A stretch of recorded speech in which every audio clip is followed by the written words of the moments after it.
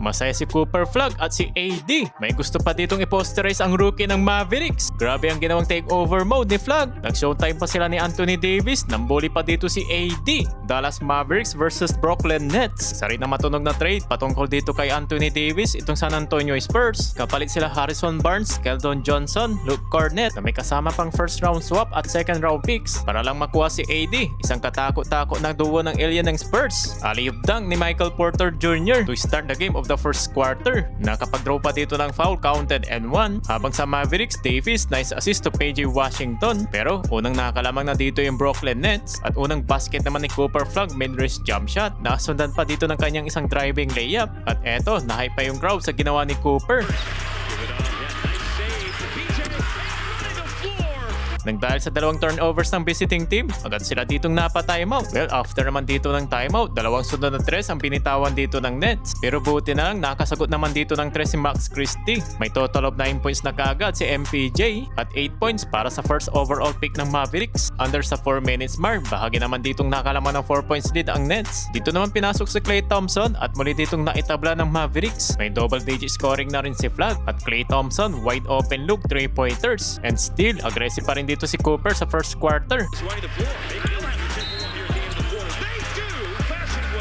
Kaso nga lang dito sa dulo ng first quarter, nakalamang pa dito ang Nets ng 1-point lead sa score na 33-32 end of the first quarter. Well, sa start ng second quarter, sinimulan dito ni Danny Wolf mula sa corner 3. Nakuha ng 5 points lead dito ng Brooklyn Nets. Max Christie, kamunti ka pa sila dito maabutan ng shot clock. Pasok yung 3 points. Yun nga lang, agad naman ditong nakasagot ng Nets. Bagay nagkaroon dito ng run ng home team. Nakapag-block pa dito si Christie na nauwi dito sa alley-oop ni Klay Thompson to PJ Washington. Sabay nakapag-steal si PJ. Klay Thompson hitting 3-pointers. Timeout ang Nets. Well, pagkatapos ng timeout, nakasagot naman ng tres ang visiting team. Eto, Michael Porter, nice alley pass to Claxton. Balik naman dito sa Nets yung lead mga idol. Dwight Powell, counted and 1. Muli niya ditong naitabla yung talaan. Napa-timeout naman dito ang visiting team after ang driving layup ni Cooper Flag. Pagkatapos dito ng timeout, Michael Porter, total of 16 points. Back-to-back yung kanyang tres dito mga idol. May shooting 60% sa field. Nang dahil naman dito sa dalawang sunod na free throws ng Mavericks, muli sila ditong nakalamang.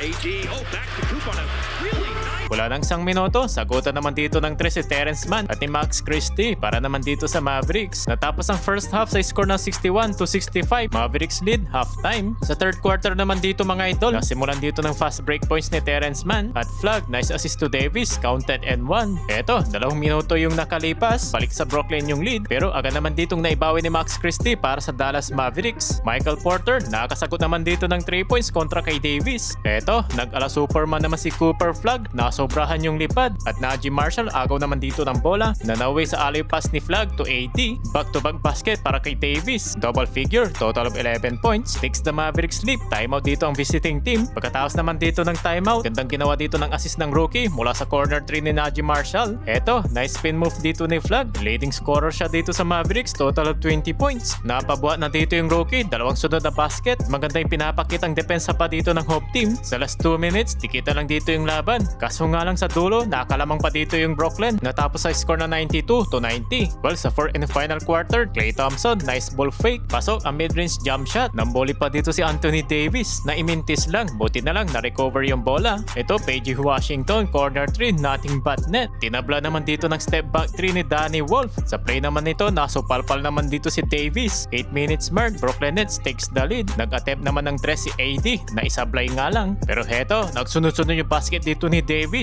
AD's three-point play. Now he screens for Marshall. Going back for the alley-oop finish. Nagtuloy-tuloy yung run dito ng Mavericks. Aggressive naman dito si Michael Porter with total of 31 points. Anthony Davis fight for the rebound. Nice tip shot. Napabuhat na dito si AD. Pero under sa 4 minutes mark, napatimeout naman dito yung home team nang maibaba dito sa isa yung lead. Pero pagkatapos dito ng timeout, kontrolado pa rin ng Mavericks yung laban. Kumana naman ng tres dito si Michael Porter. Sinagot naman siya dito ni Brandon Williams. At nasundan yan dito ng basket ni AD. At sa huli, hindi na dito nakabalik sa laban ng Brooklyn Nets. 34 points si Michael Porter. Foul game ang nangyari para sa Mavericks at lumubo pa yung kanilang kalamangan. Panalo sila sa kanilang home court.